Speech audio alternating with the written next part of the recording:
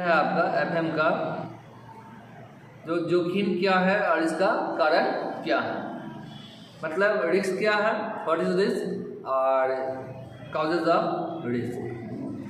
तो जोखिम का मतलब होता है लॉस। लॉस जो है क्यों होता है जीवन में? लॉस जो होता है वो तो वैसे तो पूरा लाइफ ही जोखिम से भरा हुआ है। जीवन को एक जुआ कहा गया है। जीवन जो है, लाइफ जो है वो प्रॉफिट और लॉस से जुड़ा हुआ है। कभी प्रॉफिट होता है, कभी लॉस होता है, कभी दिन है, कभी रात है, ये तो होना है, नेचर है। फिर भी लोग लॉस से बचने के लिए हमेशा सतर्क होकर चलते हैं और चलना चाहिए। तो लॉस होने का क्या कारण हो सकता है? तो लॉस होने का हजारों कारण हो सकता है। हजारों कारण से लॉस की संभावना होता है, लॉस होता है बिजनेस में, व्यवसाय में। यहाँ है जो जोखिम का जो कुछ कारण है आपको निम्न है, जिसमें पहला है कि विनियोग विकल्प के चयन में गलती करना। मतलब आप जो इन्वेस्ट करते हैं, विनियोग करते हैं, जिस कंपनी का शेयर खरीदते हैं, उसका जो सिलेक्शन किए थे, उस सिलेक्शन के समय जो है लापरवाही से सिलेक्शन की वजह से आपको लॉस हो सकता है। दूसरा है गलत समय में निवेश करना। मतलब गलत समय में निवेश करना मतलब कोई भी प्रोडक्ट जिसका कि सीजन लास्ट होता है उस समय उसका रेट हाई होता है, उस समय अगर वो प्रोडक्ट हम खरीद कर स्टॉक करेंगे तो हमको लॉस होगा ही होगा, क्योंकि कुछ ही दिन में फिर उसका रेट बहुत गिर जाएगा और हमें लॉस का सामना करना पड़ेगा। अगर उसी में जब सीजन स्टार्ट होता है उस समय उसका रेट एकदम सबसे कम से कम रहता है, उस समय अगर उस प्रोडक्ट में अगर हम इन्वेस्ट करते हैं, अगर उस प्रोडक्ट को हम खरीद लेते हैं, स्टॉक खरीद लेते हैं, तो वो रेट आपको बढ़ेगा और जब अंतिम समय आएगा उससे कुछ दिन पहले उसको हम बेच लेंगे तो हम काफ़ी प्रॉफिट में रहेंगे। इसलिए दूसरा जो पॉइंट है जोखिम का कारण, लॉस का कारण जो है वो क्या है? गलत समय पर निवेश करना। तीसरा क्या है? उच्च जोखिम वाली प्रतिभूति में निवेश करना। जहां उच्च जोखिम मतलब क्या? जहां लॉस का अधिक संभावना है उसमें हम इन्वेस्ट करते हैं, तो उसमें अगर हम इन्वेस्ट करेंगे तो हो सकता है जो लॉस हो जाए। अगला पॉइंट है सरकार या कंपनी की साख। जैसे इसमें है सरकारी प्रतिभूति में निवेश कंपनी क्षेत्र की प्रतिभूति में निवेश की तुलना में कम जोखिम वाला होता है। मतलब ये है कि अगर हम बैंक में आरडी करेंगे तो 6.5% या 7.5% या 8.5% जो भी इंटरेस्ट मिलता हो वो मिलेगा। मगर कंपनी का अगर हम शेयर खरीदते हैं तो मान लीजिए कि हमको 100% या 500% ही डिविडेंड मिल सकता है और 0 भी हो सकता है, तो वहाँ रिस्क ज़्यादा है। तो कहने का मतलब ये डिसीजन लेना जो हम कहाँ पे इन्वेस्ट करें ये बहुत बड़ा बात है। अगला पॉइंट है आपको विनियोग की परिपक्वता अवधि। आमतौर पर दीर्घकालीन निवेश में अधिक जोखिम रहता है।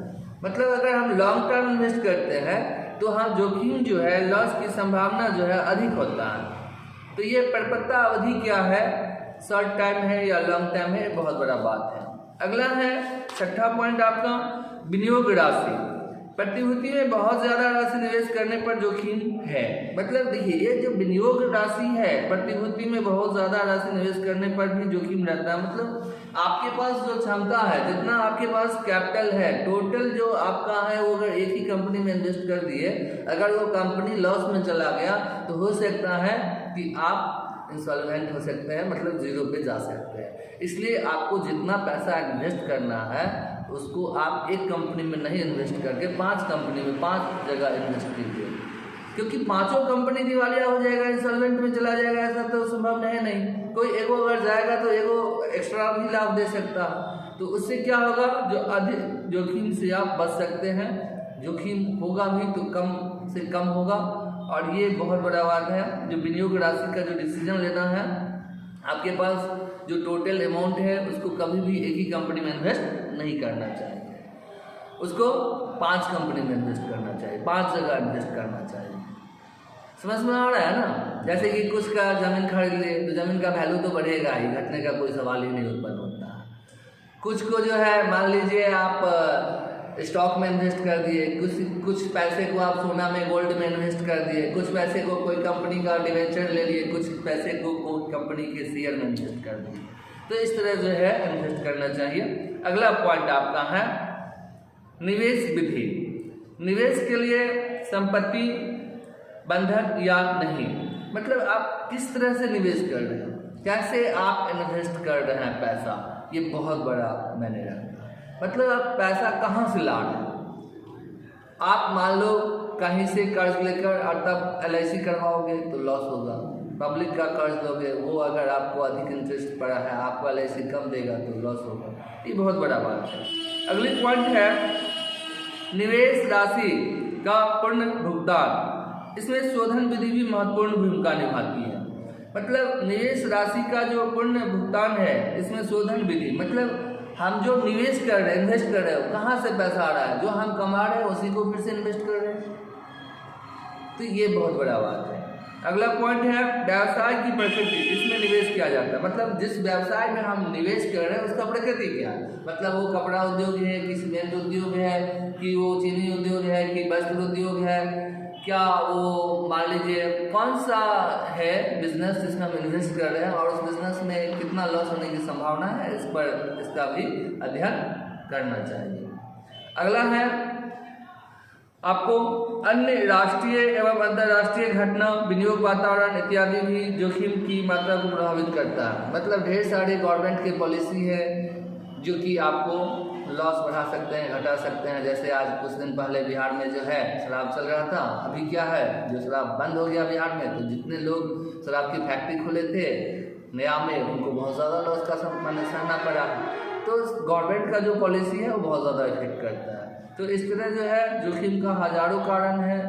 और जैसे कि आपको प्राकृतिक कारण भी हो सकता है, अब जैसे कपड़ा उद्योग है उसमें आग लग गया, अब प्राकृतिक मान लीजिए बाढ़ आ गया अचानक और पूरा कंपनी में पानी घुस गया, सारा माल सड़ गया, तो सारे इन्वेस्टर को लॉस होगा।